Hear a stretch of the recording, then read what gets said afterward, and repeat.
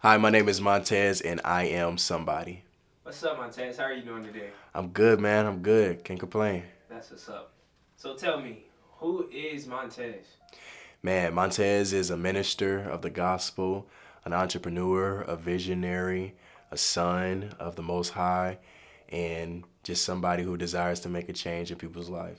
Man, that's beautiful. You named a lot of things there, Yeah, but ultimately they all come up to that same vision that you just said, a person who wants to make a change in people's lives. absolutely. How do you Absolutely. plan on making a change in people's lives? Man, I think through authenticity, I think my story and what the Lord has brung me through can provide practical implication so that when people apply the things that I've learned, so to speak, like it can really provide transformative results. And just through that transparency, I hope to inspire people to walk in that transparency as well. Transparency, vulnerability, some of the names you just named there are some of my favorite words. But it's not often talked about, especially by people like us. Absolutely. What Absolutely. causes you to make that a focus in your walk of life? I think transparency is a gift. I think it's not something that everybody will walk into, but I think it's something that everybody has the ability to walk into. And so, as I have learned, man, my story is not for me. My story is not about me. Well, it's about me, but like my story is not solely for me. And when I learned that perspective, I stopped trying to hold on and hoard the things that I went through and realized like, man, so many people can be impacted by this. But of course, transparency is a fear. Like there's a fear of transparency because a lot of times you fear to be judged, a lot of times you fear to be canceled, a lot of times like you have these fears of what will people think. But I realized, man, someone's life does depend on my transparency. Someone's life depends on me being honest and vulnerable. And so with that in mind, I think I just pushed through the fears. That's big. What goal or what would you tell somebody who is at that point of understanding the power of the transparency, the power of the vulnerability, but they're still holding on to that fear? Yeah, yeah. I would say understand why. Like if you haven't healed in that area, that could be a reason why you're holding on to that. If you fear what other people think, if you maybe holding on to like people pleasing, that could be a reason why. So I think why is bigger than like what you're doing. And so if we can address the why behind you're fearful, then we can address the root cause and help you overcome some of the barriers that would oftentimes prevent you from moving forward and being transparent. Man, that was beautiful.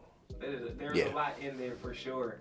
And my favorite part is that root cause, yeah, right? absolutely. Because a lot of people see the weed but not the roots. Mm, And you have to do some digging to get to the root. yeah, And sometimes that's hard, so people run away from it. But just because something is hard doesn't mean that it isn't necessary. absolutely. And I think just you bringing that to light is huge, and especially if you continue to push that. And in what ways do you push your messages? Yeah, through YouTube.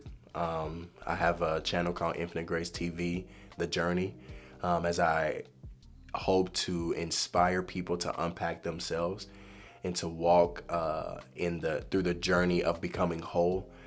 Through one-on-one conversations, right? Having meetings and hearing people's story. I think there is so much benefit in just simply going and meeting somebody and saying, "Hey, what is your story?" And so I really strive to meet someone new and learn their story, and then really saying, "Hey, if I can offer somebody something, then I walk away fulfilled." And even if I can't, versus just like trying to push, just being with that person, that is also how I push the message, right?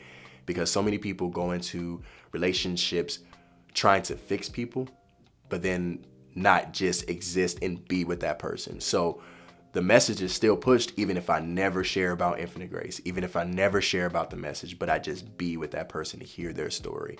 And so that's another fold through the youth program that I run. called Teens and Dreams. Like, that's another way that I'm able to be with kids and be with students to share the hope that I have found, number one, in Jesus, but then how that has practically allowed me to live the life that I'm living and walking on the journey that I'm walking through. That was beautiful too. Yeah. So, talking about walking on the journey, what would you say are the 3 biggest things that keep you going in this life? Yeah, Jesus, first and foremost. And that is, he has been the anchor in my life. And a lot of times people say that, and it's just like, because it goes without saying, right? But literally, if it was not for Jesus, I wouldn't be here. And I think, realizing that I am a generational curse breaker. My yes to the journey of breaking generational curses, and realizing that through my yes, like, God is going to do so many amazing things. That keeps me going, knowing that my future family and my family now that I have, like depends on that. And it's not to say that the pressure is on me, but it's to say, like, that is my why, that is my motivator. And then the third, honestly, is the people who need to tap in, right? The people who need to live a life of freedom and wholeness. They also are the reason I continue to go every single day. Because if it's not for them, then why am I doing what I'm doing? Beautiful. All centered around people, other people. And, that's me, too. Yeah, you know facts. What I mean? Which is why, again, I love the power of conversation, which, in my eyes, is just a trading of perspective. Because that helps you see how similar we all are.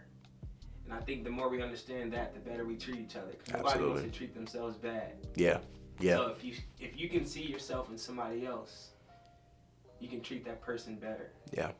That's why I love this. I just love conversation and everything. Absolutely, man. It just keeps me going. Yeah.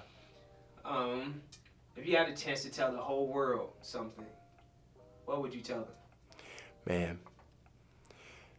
no matter how low you are, even if you're in rock bottom, even if you're in the crawl space of rock bottom, there is always hope. There is always hope. It's just a matter of hanging on to that hope. Yeah. Just gotta let the silence speak for a second. Because that's another thing. We could talk for days. Right? Yeah. We gonna have some more conversations. Absolutely. You'll be seeing and hearing a lot from us. Yeah. Hearing a lot. How do you want to be remembered? By my sacrifice. Like, I want to be married because a lot of times people, they want to do all these things, but they're not willing to sacrifice. And if infinite grace never goes anywhere, I would say, like, the obedience requires sometimes sacrifice. And I just want to be obedient, even if it means I have to sacrifice, like, myself, my comfort, my vision, my plan, to meet the needs of those and extend hope to those around me. That was beautiful. Yeah. I appreciate you for coming to sit and Most talk def. to me today. Most def. I'm sure the people are going to get a lot out of this. I got a lot out of this. It's just a short 9 to 10 minute conversation, and that was the reason for me starting this anyways, is just for interactions like this to happen. So people see the light that you shine in this world. And you shine a bright light. Yeah, I'm sure there's a lot of people who look up to you, the way that you move, the way that you interact with others. I can truly see God in you. Man. And that's how we all hope to be seen. So I appreciate you just for being. Most def, man. Most def, man. I appreciate you, bro.